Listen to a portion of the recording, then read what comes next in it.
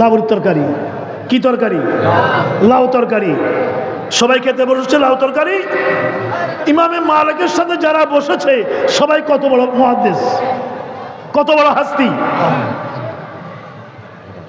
একজনে বলল যে আমি লাউ পছন্দ করি না, আমি লাউ পছন্দ করি না।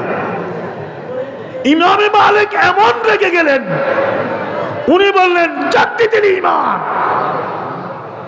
ও মৌলবী জাদ্দিদুল ঈমান ওয়া ইল্লা লাআকুতুলান্নাকা, তুমি নতুন করে ঈমান আনো, তুমি মুরতাদ হয়ে গেছো, যদি ঈমান তুমি তাজদীদ না করো আমি তোমাকে কতল করে দেব। শুধু নবীর সাথে কি বেয়াদবি করছে? রাসূল লাউ পছন্দ করে, ও বলেছে আমি পছন্দ করি না। এই জন্য ইমাম মালিকের ফতোয়া হলো তোমার ঈমান নাই, তুমি মুরতাদ। কিন্তু কাউবয় বলল আমাদের ঈমান যায় না, ওটার পক্ষে আমরা অন্যরা কথা বলি। দলের কি জন্য? দলের তাই ওদিকেও যাব না।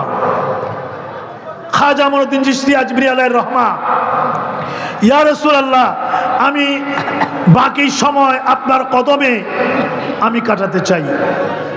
আল্লাহ রাসূল বললেন যে না, তুমি ইসলাম প্রচারের জন্য হিন্দুস্তানে চলে যাও। কোথায় যাবে? ইয়া রাসূলুল্লাহ আইনাল হিন্দ, এই হিন্দুস্তান কোথায়? তখন এরকম ফ্লাইটের অবস্থা নাই, আধুনিক শিপ নাই, আধুনিক ট্রান্সপোর্ট নাই, আধুনিক যোগাযোগ নাই, টেলিফোন নাই, টেলিকম নাই, এবং এরকম মোবাইলের তো প্রশ্নই। আমি কিভাবে যাব? রসুলের রওজা মুবারক খুলে গেল, আল্লাহ রসুলের নূরানি হাতটা বের করে দিলেন। পারে কিনা? হাত তুলে বলুন পারে কিনা? নবী জীবিত না মৃত?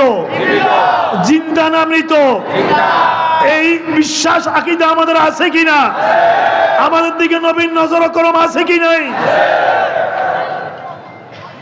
আল্লাহ রসুলের নূরানি হাতখানা বেরিয়ে গেল, হাতে একটা জান্নাতি আপেল। জোরে বলুন না সুবহানাল্লাহ। একটা জান্নাতি আপেল। নবী জান্নাতের বাগান থেকে এই দুনিয়ায় বসে হীন হায়াতের সময় নবী জান্নাত থেকে আপেল ছিঁড়ে, ফল ছিঁড়ে মা আয়েশাকে খাওয়াইছেন।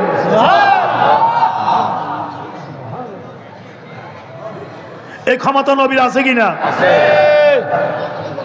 ও মঈনুদ্দিন, এই জান্নাতি আপেলটা তোমাকে আমি দিলাম, এটার মধ্যে আমি গোটা ভারতবর্ষের মানচিত্র এঁকে দিলাম। এটা লোহিত সাগর দিয়ে বাহরুল আহমর হয়ে, আরব সাগর হইয়া, ভারত সাগর হইয়া তুমি সেই বিশাল ভারতবর্ষে গিয়ে ঈমান ইসলামের ঝান্ডা কিভাবে উড্ডীন করবে, সমস্ত প্ল্যান প্রোগ্রাম মানচিত্র আমি এই আপেলের মধ্যে এঁকে দিলাম। এটা দেখে দেখে তুমি ভারতে যাবে, খিদা লাগলে আপেল খাবে।